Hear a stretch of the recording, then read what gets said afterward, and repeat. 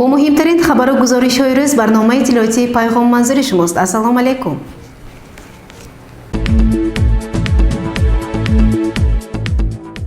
дар ҷамоатҳои деҳоти Саразм ва Чинор дар 6 моҳи соли равон бахшида ба 30-мин солгарди истиқлоли давлатии ҷумҳурии Тоҷикистон чӣ комёбиҳо ба даст омаданду чӣ мушкилиҳо ҷой доранд. Дар ҷараёни сафари кории раиси шаҳри Панҷакен Абдухолиқ Холиқзода ба ин минтақаҳо ҳамин масъалаҳо мавриди муҳокима қарор гирифтанд. Сафари кории раиси шаҳр Холиқзода Абдухолиқ ба ҷамоатҳои деҳоти Саразм ва Чинор аз бовзиди корҳо дар ободонии бинои ҷамоатҳо, фаъолияти кормандон ва шиносиҳои бо ҷараёни ҷамъоварии ҳосили картошка, ки он дар баъзе минтақаҳо хуб буд, оғоз ёфт. Абдухолиқ Холиқзода дар ҷараёни суҳбат бо собиқадорони меҳнат аз дастури супоришҳои президенти мамлакат муҳтарам Эмомалӣ Раҳмон бобати таъмини амнияти озиқхӯрии андиша баён дошта гуфт, ки ҳосили хуб ба меҳнати хуб вобастагӣ дорад. Сипас суҳбат атрофи бемории COVID-19 ки ҷаҳонро фаро гирифт рафт ва Абдухолиқ Холиқзода гуфт, ки омили муҳиму асосии пешгирии ин вабо тозагӣ, риояи масофаи иҷтимоӣ, истифодаи ниқобҳо ба ҳисоб меравад. Бозиди раиси шаҳр аз китобхона ва баъзе иродҳояш дар самти ворид сохтани китобҳои нав, ташкил ва дар сатҳи баланд гузаронидани чорабиноии тарғиботи ташвиқотӣ ба масъулон гуфта шуданд. Дар идомаи сафар аз чанд мактаби навсохт ва сохтмоншон идома дошта бозид ба амал оварда таъкид шуд, ки таъмини онҳо бо мизи курсӣ, ба нақшагирии теъдоди хонандагон, миқдори омӯзгорон бояд дар маркази таваҷҷӯҳ қарор дошта бошад. бунёди бинои бунгоҳи тиббӣ аз тарафи як нафар зан-модар бо кӯмаки фарзандонаш аз Федератсияи Русия аз тарафи раиси шаҳр ҷонибдорӣ гардид. Абдухолиқ Холиқзода пешниҳод дошт, ки баъзи корро бояд тавассути ҳашар анҷом дода шаванд, зеро ин тарзи маъмул барои мардуми мо як рукни зиндагист. дар ин минтақаҳо баъзи сокинон аз набудани об ва танқисӣ аз ҳисоби барқ шикоят намуданд, ки ҳалли ин масъалаҳоро Абдухолиқ Холиқзода вазифаи минбата ва ҳалшаванда арзёбӣ намуд.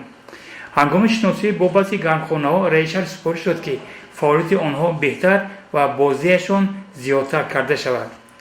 дар маркази ҳунарҳои мардумии деҳаи бостонидеҳ Абдухолиқ Холиқзода ҳангоми суҳбат бо кормандон изҳор дошт, ки ташкили ҷойҳои нави корӣ яке аз ҳадафҳои асосии ҳукумати ҷумҳурии Тоҷикистон, вилояти Суғд ва шаҳри Панҷакен ба ҳисоб меравад ва барои ҳамин ҳар як иқдом дар ин самт бояд дастгирӣ ёбад. аз рӯи бозиди раиси шаҳр ҷомат доир гардид, ки дар он раисони ҷамоатҳои деҳоти Саразм ва Чинор аз фаъолияти 6 моҳаи худ ҳисобот доданд. Абдухолиқ Холиқзода ба корҳои анҷомёфта баҳои ҳаққонӣ дода, дар як вақт масъулонро дар ҳама сатҳ вазифадор сохт, ки аз имконоту шароитҳои мавҷуда бештару хубтар истифода баранд, ба корҳои созандагию бунёдкорӣ мардум бештар ҷалб шаванд ва ҳар як нафар бояд имрӯз дарк созад, ки Тоҷикистон ватани ҳар як тоҷику тоҷикистонист ва онро ба ҷуз мо дигар касе обод нахоҳад кард.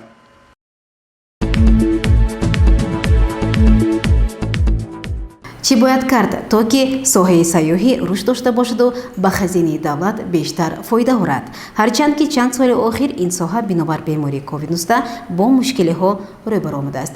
гузориши дигари мо дар ҳамин бора. асосгузори сулҳу ваҳдати миллӣ, пешвои миллат, президенти ҷумҳурии Тоҷикистон муҳтарам Эмомалӣ Раҳмон дар паёми худ ба Маҷлиси олии ҷумҳурии Тоҷикистон алоқаманд ба нақши туризм дар ғанӣ сохтани буҷаи кишвар дахл намуда чунин таъкид доштанд. рушди сайёҳӣ самти афзалиятноки сиёсати давлати мо ба ҳисоб рафта, ҷиҳати боз ҳам тараққӣ додани он аз ҷониби ҳукумати мамлакат вобаста ба пардохти андоз ва боҷҳои гумрукӣ як қатор имтиёзҳо пешбинӣ гардиданд. бо назардошти ин таъкиди роҳбари давлат дар шаҳру деҳоти Панҷакент низ ба рушди соҳаи сайёҳӣ таваҷҷӯҳи зиёд дода мешавад. бояд тазаккур дод, ки роҳбарияти мақомоти иҷроии маҳаллии ҳокимияти давлатии шаҳри Панҷакен низ тадбирҳоро бо назардошти минтақаи сайёҳӣ будани водии Зарафшон амалӣ месозад. аз ҷумла бо қарори раиси шаҳри Панҷакент аз 28 майи соли 2018 таҳти рақами 304 бахши рушди сайёҳӣ ташкил карда шуд ва он фаъолияти худро дар асоси қонуни ҷумҳурии тоҷикистон дар бораи сайёҳӣ, қонуни ҷумҳурии тоҷикистон дар бораи сайёҳии дохилӣ, барномаи рушди сайёҳӣ дар ҷумҳурии тоҷикистон барои солҳои 2018-2020 ва таъмини иҷрои амри президенти ҷумҳурии тоҷикистон аз 6 марти соли 2019 ба роҳ мондааст. дар баробари таъсиси бахш дар шаҳру деҳоти Панҷакен 11 ширкат фаъолият мекард. баъд аз эълон гардидани солҳои 2019-2021 солҳои рушди деҳот, сайёҳӣ ва ҳунарҳои мардумӣ, ширкатҳои сайёҳӣ имрӯз то 23 адад расонда шудааст, ки ин яке аз беҳтарин нишондодҳои ҷумҳурии Тоҷикистон ба ҳисоб меравад. мавҷуд будани табиати нотакрор, дарёву чашмаҳои мусаффо, ёдгориҳои беназири таърихӣ, шаҳри бостонии Саразм, Панҷакенти қадим, оромгоҳи Устод Рӯдакӣ ва манзараҳои нотакрори табиӣ аз қабили кӯҳҳои Фон, мавзеъҳои истироҳатию сайёҳии Кӯли Калон, Ҳафткӯл ва дигар хатсайрҳои мухталифи сайёҳӣ Панҷакентро ба маркази таваҷҷӯҳи сайёҳони чӣ дохилӣ ва чӣ хориҷӣ табдил додааст. дар шаҳру деҳоти Панҷакент 355 ёдгориҳои таърихӣ мавҷуд мебошад ва бештари таваҷҷӯҳи сайёҳон дар шаҳру деҳоти Панҷакент ин дар кӯҳӣ мебошад. Кӯли Калон, Ҳафткӯл, Кӯли Хурдак, ҳаминҳо ба бештар таваҷҷӯҳ доранд, барои он ки табиати нотакрор мебошад онҷа. бо мақсади боз ҳам бештар рушд кардани соҳаи сайёҳӣ, ташкилоти ҷамъиятии шӯрои Зарафшон оид ба туризм 4 маркази иттилоотии сайёҳӣ, 10 меҳмонхона, 22 хонаҳои меҳмонқабулкунӣ фаъолият доранд. ташкилоти ҷамъиятии шӯрои Зарафшон оид ба туризм ташкилоти ҷамъиятӣ мебошад, ки мақсад ва мароми он дастгирии рушди сайёҳӣ дар водии Зарафшон мебошад. имрӯзҳо мо бо ҳамроҳии аъзоёнамон оиди рушди сайёҳӣ фаъолият мебарем ба воситаи барпо намудани лоиҳаҳои хурд ки равона карда шудааст ба рушди сайёҳӣ. хеле лоиҳаҳоро мо иҷро намудем. эълон шудани солҳои 2019-2021 солҳои рушди деҳот, сайёҳӣ ва ҳунарҳои мардумӣ як таконе гардид. бобати зиёд шудани таваҷҷӯҳи сайёҳон ба шаҳри Панҷакент ва табиати беҳиштосои он. бояд иқрор шуд, ки бемории сироятии коронавирус чун дигар минтақаҳои олам ба шаҳри Панҷакен низ бетаъсир намонд ва табиист, ки миқдори сайёҳони чӣ дохилӣ ва чӣ хориҷӣ коҳиш ёфт. бо зиёд шудани шумораи сайёҳон, фаъолияти меҳмонхонаҳои шаҳри Панҷакент пурра ба роҳ монда шуда буд, ки ҳамарӯза аз хизматрасониҳои он меҳмонони дохиливу хориҷие, ки бо мақсади боздид аз маконҳои таърихиву фарҳангӣ ва мавзеъҳои дидани шаҳри бостониямон меомаданд, истифода мебурданд. аммо бо сабаби паҳн шудани бемории COVID-19 дар тамоми ҷаҳон, аз ҷумла дар қаламрави ҷумҳуриямон низ шумораи сайёҳон то 70-80% коҳиш ёфта, то ҷое ба фаъолияти ширкатҳои сайёҳӣ ва дигар инфрасохторе, ки бо хизматрасонии сайёҳӣ машғуланд, таъсири манфӣ расонид. хушбахтона баъд аз тақрибан 6 моҳи охир ба қайд нагирифтани бемории сироятии коронавирус дар қаламрави кишварамон, аз ҷумла шаҳри Панҷакент, дигар бора фаъолияти меҳмонхонаҳо ва дигар зерсохторҳои соҳаи сайёҳӣ ба таври назаррас ба роҳ монда шуда, имконияту шароити мусоид ба сайёҳон пешниҳод карда мешавад. санаи 6 октябри соли 2020 ҳамоиши ҷумҳуриявӣ таҳти унвони Панҷакент шиносномаи сайёҳии Тоҷикистон баргузор гардид, ки дар он ҷо Ширин Амонзода, собиқ раиси кумитаи рушди сайёҳӣ, қайд намуданд, ки Панҷакент имтиёз дорад, ки то 200 000 нафар дар як сол сайёҳ қабул намояд. бояд қайд намоем, ки Панҷакент ҳамчун шиносномаи сайёҳии ҷумҳурии Тоҷикистон эълон шудагӣ буд ва дарвозаи роҳи Абрешим ба Тоҷикистон ин шаҳри Панҷакент мебошад. гарчанде соли 2020 фаъолияти ширкатҳои сайёҳӣ бинобар бемории сироятии COVID-19 то ҷое маҳдуд шуда бошад ҳам, вале онҳо дар ин давра маъракаҳои гуногуни тарғиботиву ташвиқотиро ҷиҳати боз ҳам беҳтар намудани рушди сайёҳӣ гузаронинданд. таҷриба собит намудааст, ки фаъолият доштани пойгоҳҳои кӯҳнавардию сайёҳӣ метавонанд дар рушди ин соҳа мусоидат намоянд. аз ҷумла дар пойгоҳи кӯҳнавардии Артуҷ барои 150 нафар ва Марғозор барои 40 нафар ҷойи хоб, майдончаҳои варзишӣ, толор ва хаймаҳои мавсимӣ ташкил карда шудааст. ҳангоми суҳбат бо роҳбари ширкати сайёҳии ҷамъияти дорои масъулияташ маҳдуди Амри Тревел Амриддин Холбоев маълум гардид ки имрӯз сайёҳони хориҷӣ бештар таваҷҷӯҳ ба сайёҳати кӯҳӣ доранд. ҳангоми таҳлил маълум шуд ки ба Панҷакент сайёҳони хориҷӣ бештар аз Аврупо сафар мекунанд. бо мақсади бештар намудани таваҷҷӯҳи сайёҳон ба минтақаҳои сайёҳии Панҷакент иқдоми хеле шоиста, таҷлили зодрӯзи сайёҳони чӣ хориҷӣ ва чӣ дохилӣ роҳандозӣ гардидааст. ду франсуз дугонаҳо омаданд. Якеш ден рождения сентябр буд. Ман дара пеш аз вай омадан чиз сайёр кардам. Падарка ин чизам ташкил мекунем. Куртаборӣ, ремолча ҳамеша ман падарка кардам. На фақат худаш бисёр хурсанд шуд. ду дугонаҳо беш ҷахелфона додам. бисёр хурсанд шудам. вазъи имрӯзаи сайёҳӣ дар ҷаҳон нишон медиҳад ки фарҳанги баланди хизматрасонӣ, муомилаи хуш, донистани забон, муаррифӣ карда тавонистани урфу одатҳои миллӣ метавонанд омили хеле муҳим бошанд дар ҷалб намудани миқдори ҳарчи бештари сайёҳони ҳамхориҷӣ ва ҳамдохилӣ. бахши рушди сайёҳӣ минбаъд низ фаъолияти худро ҷиҳати дар сатҳи баланд иҷро намудани дастуру супоришҳои асосгузори сулҳу ваҳдати миллӣ пешвои миллат президенти ҷумҳурии Тоҷикистон муҳтарам Эмомалӣ Раҳмон бобати рушди сайёҳӣ ба роҳ монда кӯшиш менамояд ки фаъолияти худро пурзӯр намояд.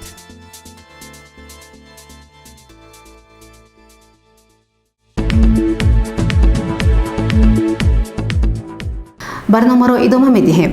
нарху наво ба баъзе маҳсулотҳо сарфи назар аз он ки мавсими ҳосилхӯндорист қиматмондаву мардумро нигарон сохтааст. ба идомаи мавзӯъ таваҷҷӯҳ намоед. вақтҳои охир мардум аз гаронии нарх ба баъзе маводҳои хӯрока шикоят мекунанд. бо мақсади шиносоӣ бо ин ҳолат аз баъзе фурӯшгоҳҳо дидан намудем. ҳангоми суҳбат бо харидорон ва фурӯшандагон ақидаҳои мухталиф баён шуда бобати нархгузорӣ. یک بکلاسک روغن است 10 تومان، قبضی 8 تومان 9 تومان، خود 10 تومانی فروخته شدیم. اگه کم تر نرخ سفر کم در کوتو. چطور زمین میگه ما.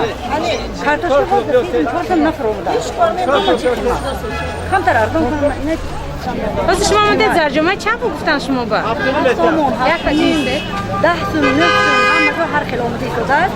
خود آمده در بالا 5 تومان. با اینجا آمده مالکه 10 تومان 8 تومان. خیلی کم تر کم در کوتو. чун ҳар вақта маҳсулоти барои ош зарурӣ зарҷома нархи баланд дошт ва дар баъзе мавридҳо нархи 1 килоаш ба 11 сомонӣ расида бошад ҳам фурӯшандаҳо дурӯғ мегуфтанд ки гӯё нарх поён рафта бошад. ин дурӯғи онҳо ҳангоми суҳбат бо харидорон ошкор гардид ва маълум шуд ки зарҷома то 11 сомонӣ фурӯхта шуда истодааст. хостем бо ҳамин гуна харидорон ки маҳсулотро қимат хариданд мусоҳиба анҷом диҳем, вале онҳо аз суҳбати мо бо баҳонаҳои гуногун худдорӣ намуданд. албатта буданд дар бозор фурӯшандаҳое ки ба арзон шудани нархи сабзавот аз ҷумла зарҷома дар оянда боварӣ доштанд. зарҷома лишнаи нима ҳоли тайёр не. ҳоли мара рафта ага бовар накардам, ман заминама нишон мекардам. Тайёр не. баъд камчин шуд. барои ҳамон анака худо хоҳад оянда тирамои میانسالش بقول وایشون نه چند وقت بازو نرخ همین زرجامه قیمت شده گفت ترامو از زمستان ایره برآمده اینجا بعد نرسید تمام شد رفته ازبکستان خریده آورده دادن خلق فروختیم خلق 11 سن تا 11 سن کوتره خریده 12 11 نیم فروخته дар фурӯшгоҳи ғайрирасмии фурудгоҳи муассисаи таҳсилоти миёнии умумии рақами 29 вазъият бадтар буду беҳтар не. ин ҷо ҳолати ғайрисанитарӣ назди баъзе растаҳо ташвишовар буд.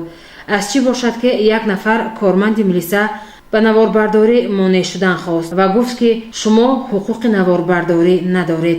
мақомоти ҷиғданисанӣ ҷиғданитон инҷа биёд тода кунад. ҳозир шумо телевизорро бурдан ҷаҳонномо кимчиёба нишон додостан ахи ҳамин шаҳрва нестетон шумо.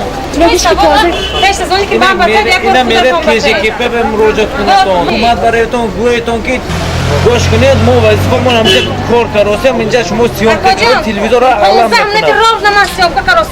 Формати ҳифзи надидагед полни сиёмка кунед ман багайлаге. تلویزیون سیما تصمیم گرفته است که من بعد هم تشکیل چنین سنجش‌ها را که هدفش تازگی و آبادانی شهرمان میباشد ادامه دهد، زیرا پنجکن شهری باستانی است و آن را مهمانان چه از داخل و چه از خارج کشور تماشا میکنند. گزارش دلشاد حلیمова و شاه حسین صالحов.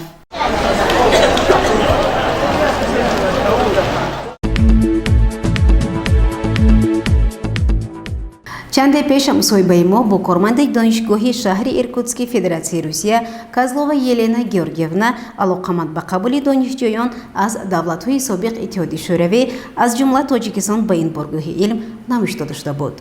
با درخواست گروه جوانان از شهر باستانی همان این مصاحبه تکرارا نمایش داده می شود. Здравствуйте, уважаемые выпускники. Меня зовут Елена Георгиевна Козлова. Я приехала из России. Приехала в Таджикистан первый раз. Первый раз нахожусь в вашем красивом городе Пенджикенте. Зачем я приехала? Ну, во-первых, у вас сейчас очень важный период в жизни. Вы все закончили школу и выбираете дальнейший свой путь. Очень трудно это выбрать сейчас сразу специальность, которая бы вам всю жизнь помогала жить, была бы интересная, позволяла бы вам зарабатывать деньги для себя, для своей семьи и приносила пользу своей стране. Я приглашаю вас получить такую профессию, нужную, важную, интересную в наш университет. Я работаю в Иркутском государственном аграрном университете. Наш университет готовит специалистов для сельского хозяйства. Не только России, но и многих-многих стран. А почему я сейчас в Таджикистане? Потому что у нас здесь есть партнерские университеты. Это Таджикский аграрный университет и несколько других.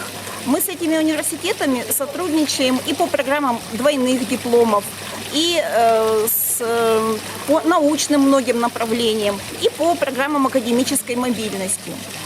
Я приглашаю вас, ваших родителей, зайдите по возможности на сайт нашего университета, познакомьтесь, какие у нас условия для обучения, для проживания в общежитии.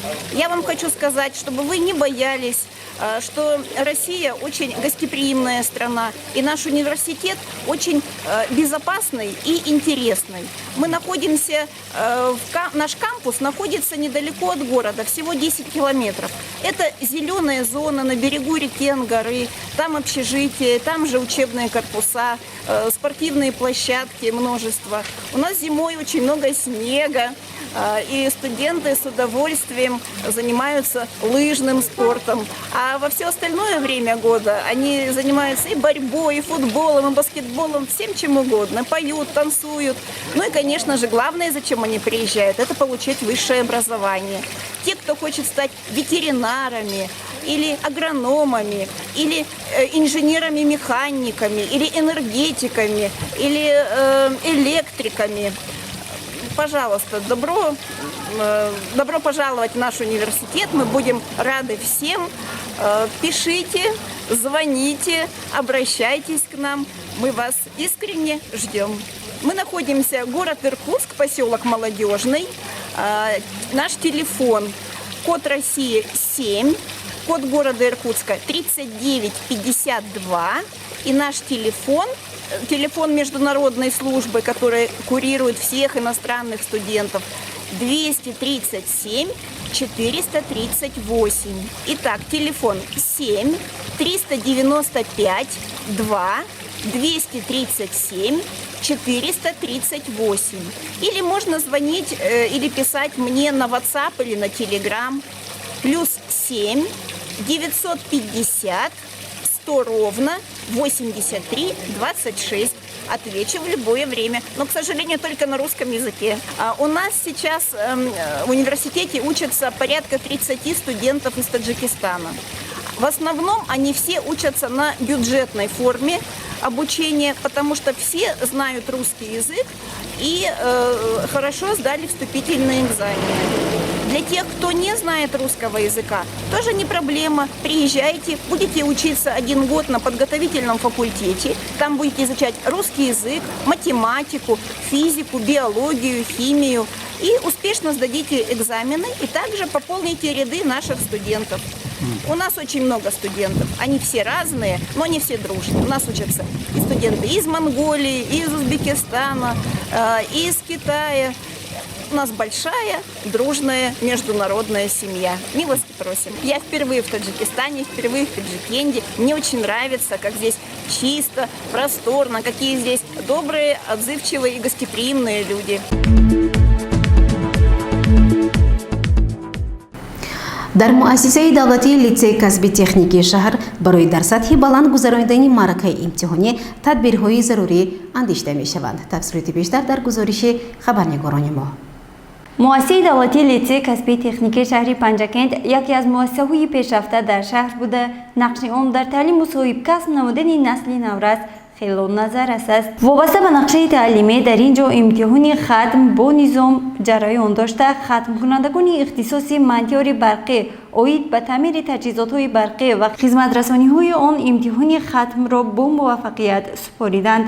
дар рафти имтиҳон маълум гардид ки хатмкунандагон барои супоридани имтиҳони хатм ҳамаҷониба омодагӣ дидаву ба саволҳои аз ҷониби комиссияи имтиҳонӣ додашуда бемушкилӣ ҷавоб медоданд. ҳамзамон аз фанни информатика низ имтиҳон дар сатҳи баланд баргузор гардидаву ҳозирҷавобии шогирдон боиси хушии устодон гардидааст. шуморо аз номи маъмурияти литсеи касби техникӣ ва аз номи шахсан аз номи директор абдуҳалим қодирӣ шуморо бо аввалин имтиҳони давлататон табрик ва муборакбод намуда барои шумо бурборӣ таманно мекунам ва мехоҳам ки аттестатсияи давлатиро бо баҳои хубу аъло супоред. ҳамин тавр маъракаи муҳим санҷиши дониши толибилмон дар муассисаи давлатии литсеи касби техникии шаҳр дар сатҳи баланд гузашт ва гурӯҳи ҷавонон бо дониши мукаммал ба соҳаҳои мухталиф роҳхат гирифтанд. гузориши Мартаба Раҳмонова ва Исмоилҷон Холов аз литсеи касби техникии шаҳри Панҷакент барои барномаи иттилоотии Пайғом.